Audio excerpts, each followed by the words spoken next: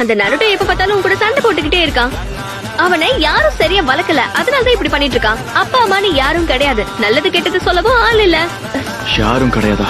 நீ சொல்றதெல்லாம் தப்பு. நல்லது கெட்டது சொல்லி கொடுக்க அப்பா அம்மா தேவையில்லை.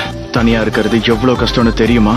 உங்களுக்கு சக்தி கிடைக்க இப்ப நீங்க லஞ்ச் சாப்பிடலாம், ஆனா நருட்டோவுக்கு எதுவுமே கிடையாது.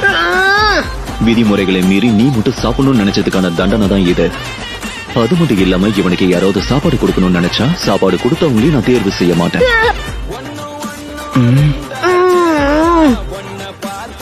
இத சாப்பிடு. என்ன? இல்ல சாஸ்கே, அவனுக்கு சாப்பாடு கொடுக்க கூடாது. சென்சே சொன்னதை நீ கேட்டல்ல. ககாஷி இப்ப இங்க இல்ல. ஒன்னா செயல்பட்டா மட்டும்தான் இதுல ஜெயிக்க முடியும். நருட்டோ மட்டும் பசியில இருந்தானா அவனால சிறப்பா செயல்பட முடியாது. அது நம்ம எல்லாரையும் பாதிக்கும். அதனால நமக்கும் தான் பிரச்சனை.